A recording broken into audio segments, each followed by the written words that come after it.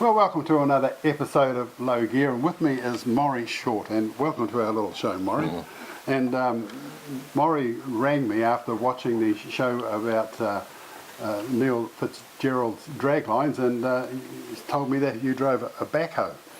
And what I think of as a backhoe these days is a tractor with a modern day hydraulic digger machine along behind it, but no, that's not correct. It was just another attachment that went onto the RBs and the other machinery like that. Yes. So Maury, we also spoke about in last week's show about J.J. Craig, and you've got a photograph here of J.J. Craig and a whole bunch of trucks and horses up on the wharf there. So maybe you just explain to me what this is about. Well, this is this was a depot at the wharf, and I think it was a Captain Cook wharf, one of those wharfs in there. And the horses operated from there, the trucks operated from there. My father started there driving a horse and dray, and then he got promoted to a Thornycroft. A Thornycroft. Yeah. Now that was a pretty big truck. And just looking at the Thornycrofts there, there's two of them. But they also had a Leyland, which is, I think, the city council and the people who looked after the trams had Leylands with those great big, hydraulic, skyrocket backs on the back to fix the lines. But a Thornycroft was the same sort of size. Yeah. But with the Leylands, and I'm not sure about the Thornycrofts, you actually got in from the left-hand side because of all the, you had a gear stick and brakes and everything else on the right-hand side, so you couldn't actually get in or out. So you got in from the left-hand side. Well, yeah, if you see in this photograph, the drivers are standing on the left-hand side. So it must be how you got into things. They're solid wheels. Really? Oh, yeah. And I've driven on solid tyres, and as opposed to pneumatic tyres, and there isn't a great deal of difference. You'd think when you're going along on solid rubber, it'd be a hard sort of ride, but it's not really. No. Yeah, I see there's a cigarette hanging out of your dad's mouth there. Right, that's part of the act. Whether it's going or not, it's got to be there. Because there were a lot of men, when I was working at the Whakatane board mills, the drivers of the bulldozers, they had a beret on left over from the war probably, and a permanent little cigarette about that long stuck out the side. When he spoke to you, this bloody thing's going up and down like this, and that's your father. Yeah, yeah. So it didn't necessarily have to be going. It just lived in the corner of his mouth. Exactly. Yeah. Yeah. And most of the men at that time wore a trilby, a hat. Yeah. Well, I think the old man he had one there. Yeah.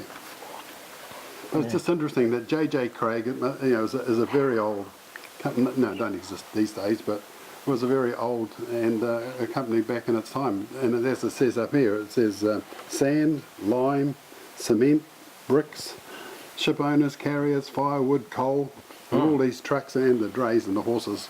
That's what they did. They carted that around Auckland to the various projects. And they did. And there was also a coal man, I think. There was actually a coal truck. You could order your coal, and a bloke turned up with a sack, and he had sort of like half a sack folded in half on his head, put on a bag of coal on his back, and go and dump it into wherever your coal place was. He did, yeah. Yeah. Do you remember that? Yeah, I do. Yeah. Well, our coal man, when we lived in Auckland, was Lovitz. And all they carted was coal. Yes, in those grubby red trucks. Yeah. And they're all as black as as that TV over there. Yeah. And wore jandals. Yeah. Or sandals, or some of them even bare feet. Yeah. They were, I would consider a rough company. Yeah. But they got the job done. They did what they did. They did.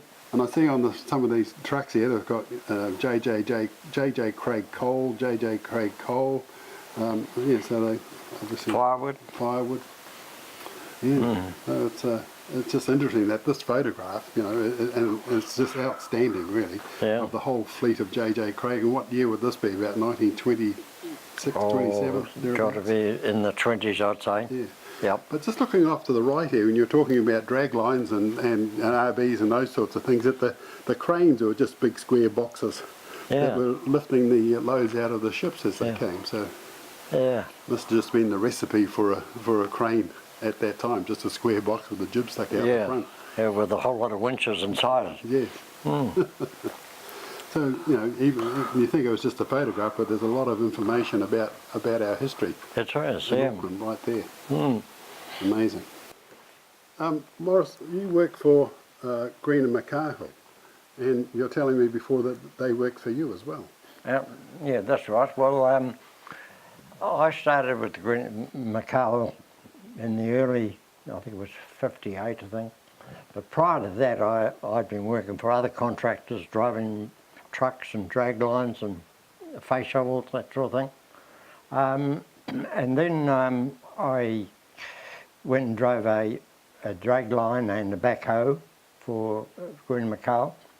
And then a few years on, Green come to me and said to me to go to the section and look after the phone. Well, I didn't know whether I had to answer the phone when it rang or whether I just had to be there to see that nobody pinched it.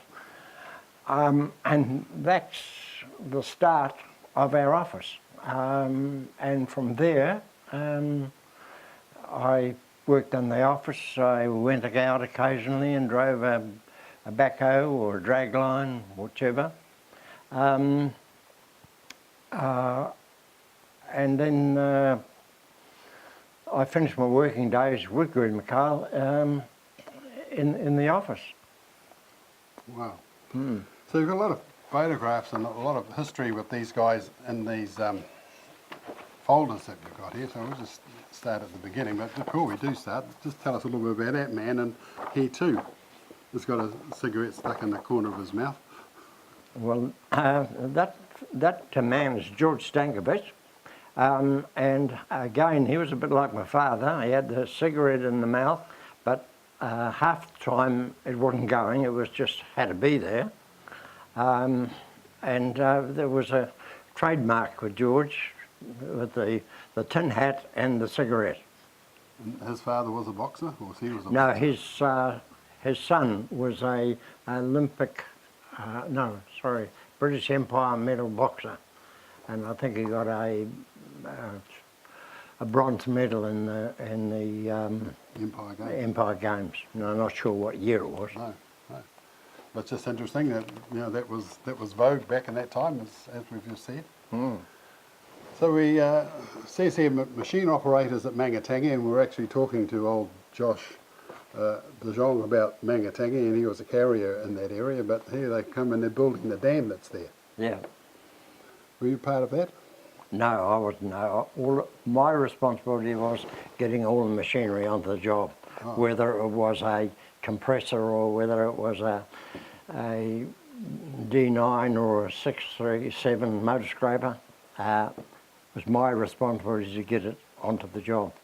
Wow. This is another one here in Onehunga where we reclaimed the seabed and where the motorway now goes through Onehunga. So this is this machine here. So this is a backhoe. This is a backhoe. This is an NCK 205. Very versatile machine. So that's just like a reverse shovel. So instead of digging it up that way and dumping it on, it's actually dragging it. Dragging then it does back. the same thing. You put Yeah. it somewhere. Yep. Yeah. Wow. And that's when he was talking about a backhoe come and finished it off. This is what you're talking about. Yep. With a backhoe. Is this you in the cab? No. No, just the bloke. And I see the little support arms sticking up there, and a lot of them they seem to be behind that for some Yeah, reason. well, there's the A-frames, and that allows the boom to be lifted higher. So when you've got a pipe on the end of the bucket, you're able to lift it higher. So coming forward just a little bit more, and we'll see the photographs shortly, but you could extend this boom in some way. So you've got another 2 feet of digging to be able to do that. Well, you have different types of booms now. What we used to call them is a crank boom. Oh, okay. And it had a crank in it, and that allowed you to go about another couple of feet deeper. Oh, deeper, not further out. No, Oh, okay. deeper. Wow. Green and McCarhill, the history of Green and McCarhill there, and they started when? About 1953. they came over here and they landed in Wellington, and they did hand digging down there, and then they moved to Auckland, and they got a contract with the P&T, and all as they came up from Wellington with was some picks and shovels in the sugar bag. Okay, And the engineer from the P&T asked them where their machinery was, and it was coming up on the train. And of course they thought there was big machinery coming up. But when these Irishmen got digging, they were astounded. They dug more than the machine would dig. Yeah. So here's this another one of these shovels. Where's this, in Auckland somewhere? Yeah, that's in Rockfield Road. Now that's through solid rock, and they all had to be blasted. So every day there's boom going on. Exactly. Yep. Goodness me. And this is. This is down Tigawara. Now in the back of Tigawara there's a big lake there. I'm not sure of the name, but there were some smaller ones, and we had to drain all the smaller ones into the big lake, and that's me operating a Smith 21 with a 60-foot stick. When we were talking to Neil, he said he actually climbed up there to grease the things at the top, and this looks like a long climb. How would you get the greasing done on this 60-foot stick, as you said? Well, you couldn't lower it right to the ground, because then if you lowered it to the ground, you couldn't pick it up again because you would bend the boom. So what I used to do is I used to drop it on a heap of dirt, and then I used to climb up the heap of dirt and grease the sheaves at the top. Okay, so that's thinking outside the square. That's Kiwi ingenuity. Kiwi ingenuity. I don't want to climb up there. If I dig a bit of a pile of dirt here, stick it on top, I can just go up the dirt. Great thinking, boy. Yeah. Here's another $30 in your way packet. Not likely. No. Not likely. And then we've got the Betty's, Green and McCahill. And there's a Mac there. Yeah. And there's this international 210. Yeah. And there's the international That's DCF. a DCF 400, and this is a 375 Mac. So when did Green and McCahill get into the heavy transport business? Is that they must have tendered for a job or something? Right? Yes, we need this, and this, and then we can do this particular job. Well, if anybody's ever worked with an Irishman, then they can't wait. They've got to get on with the job. And quite often, it was a big job to be able to shift your gear. And the heavy haulage companies couldn't shift the gear when the Irishman wanted it, which was straight away. They'd finish putting the pipe in, and they want the machine shifted straight away. So then Green talked to a colleague of his and said, well, I think you should be buying your own transporter. So they bought a transporting company out. Oh, okay. And it was one of the oldest transport companies in the country. It was a company called Hamlin and McIntyre. And they had a bit of, and their gear was really run down. So when I come on the scene, it was a bit rickety gear, and then we replaced it with bit better gear, bit by bit. Sure. So which came first, the Mac or the, I guess? No, the first thing that came was the 210. Oh, okay. And you're selling, this is when it's brand new at International. That was brand new in International. I wasn't involved in buying that. It was there when I went into being responsible for the transporters. Sure.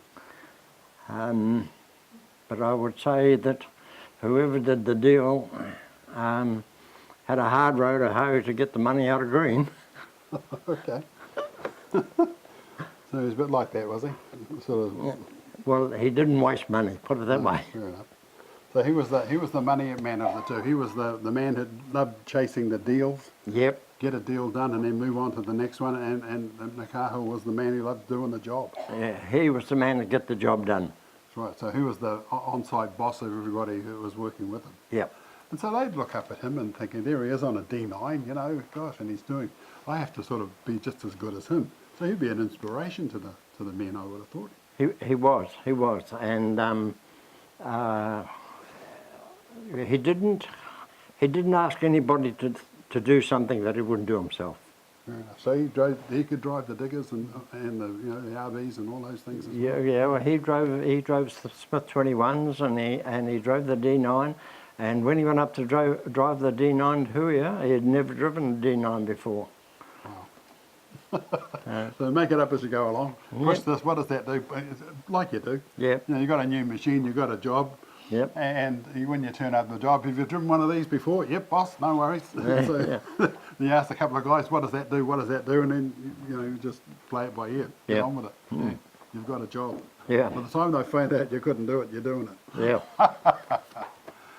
There's that international again with a... Yeah, well, that was heading down to the South Island with I'm not sure what it was. No, he's carting caterpillars here. Okay, that's the caterpillar up the wharf. And the rows of 8? Yeah, that was the load divider. That divided the weight of the load.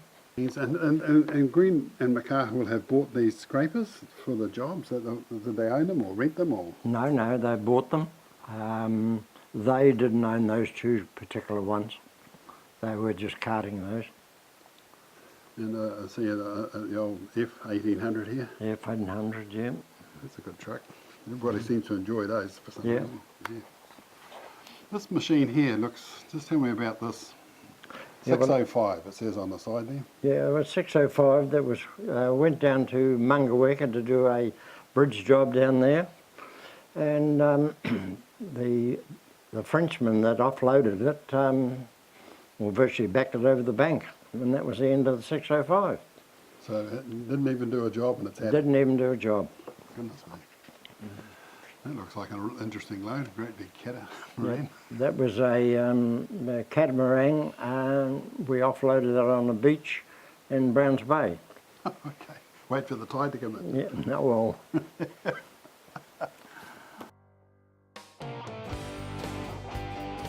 ProTrans.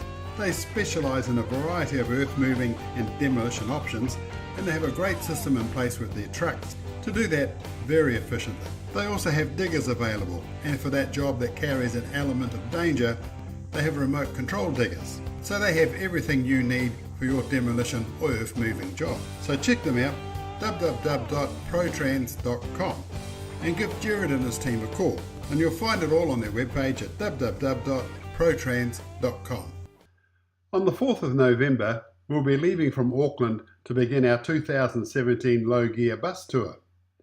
Come with Linda and me as we travel the North and South Islands of this beautiful country, looking at some of the vehicles and machines you've seen throughout our Talking Trucks and Low Gear TV shows. This is a 2-week vintage and classic adventure, and we conclude this tour on the 18th of November in Dunedin.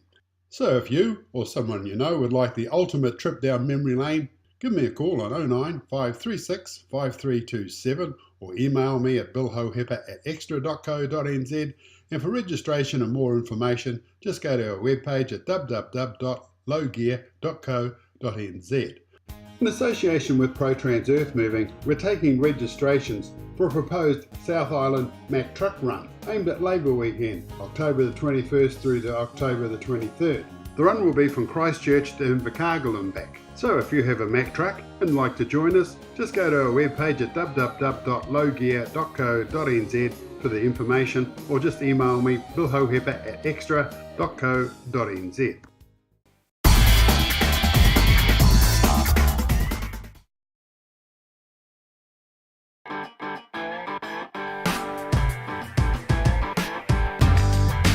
How's it going? It's Robbie here, representing the Ashburton Truck Show.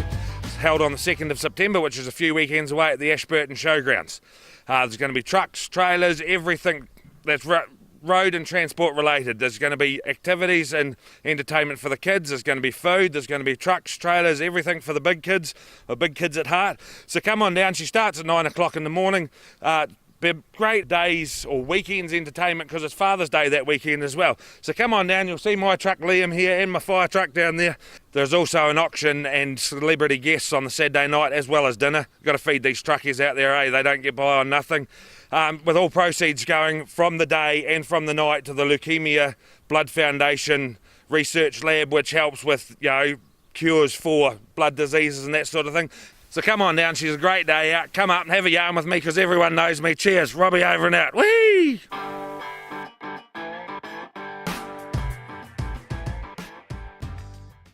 Now the old TK Bedfords, they were a great machine when they came out. A little short gear stick, sort of, some of them had Leylands and some didn't. Did these have Leylands? No, these had Bedford diesels, I think, were they? There's the old S, and there's a little line up here with the OLB, the S. Yeah. There's a lodestar and another Betty on the outer side of that. But this one here, it's got this odd-looking machine on the back of that. What's that? That's a ransom rapier, and I had the pleasure of driving that the full length of the Kabuhikawai Road. It only ever walked one way, so when you went to change direction, you had to back up a bit. So you're facing the right way, go a bit more till you're off, and then back up a bit more. Yep. Goodness, so you're sort of going along in little half C shapes. Yeah, yeah. So this is also like a That's a back actor, yeah. like the diggers are today. Yeah. How long's this little boom here? No, I don't know, Probably about 15 feet. Yeah, give or take, yeah.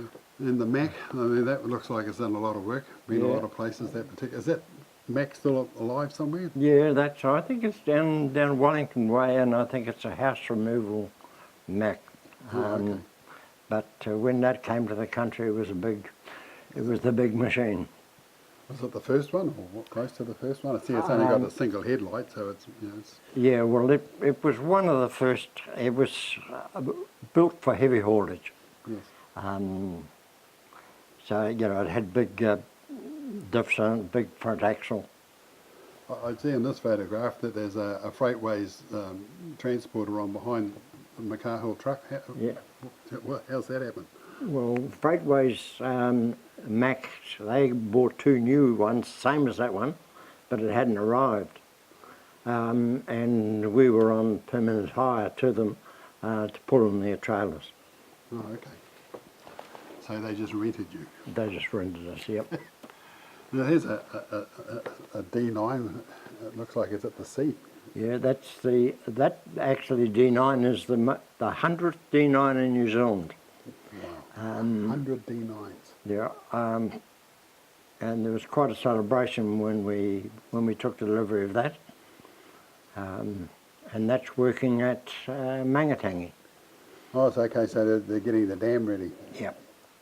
So all this is the river sort of heading off Yep. wherever it's going. Yep. That's quite a big dam. That we saw that the other day. Yeah. And it's the same. Oh no, it's an HD20. Yeah, that's an HE20 working on a section in Penrose somewhere. Oh, okay. The D9s coming along a bit more. You had a bit to do with that Kapuni job. I mean, there were so many D9s on that job, and we saw one of the photographs, folk, you might remember, where there's about a dozen D9s all parked in a river, all with their little side loaders on, getting the pipes across the river. Oh yeah, yeah. And this job here with the scrapers? That was Timarua in Wellington. It was a water reservoir.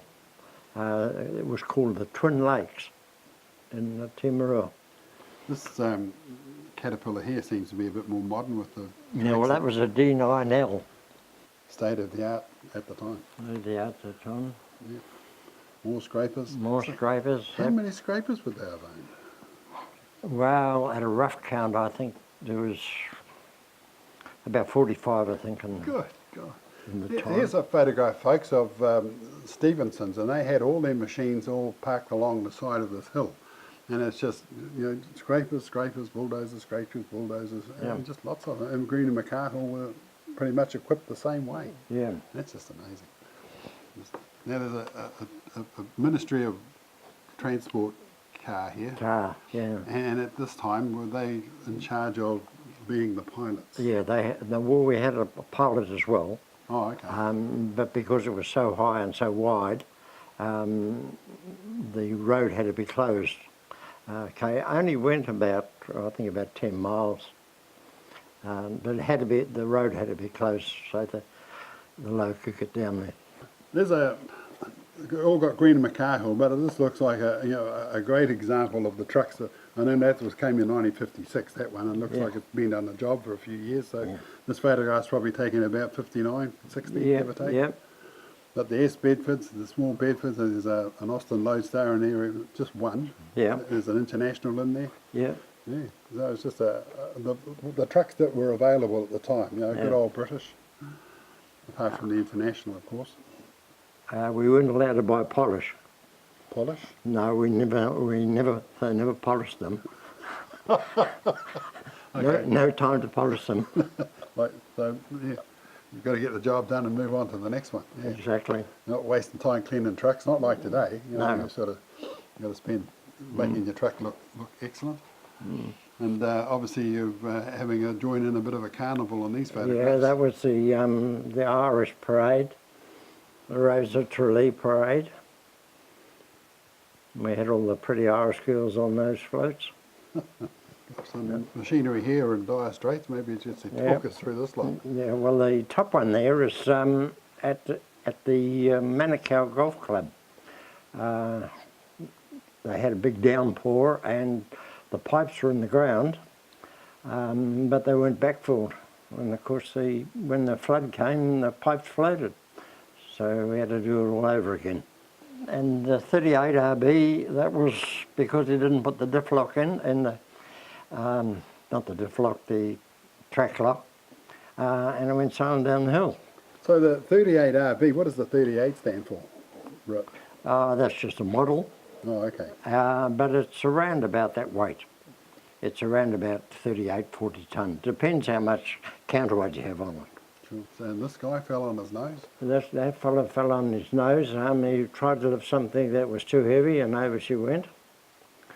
The fellow down there, he shifted that, not knowing that the jib was in gear, and he just wound himself over the back.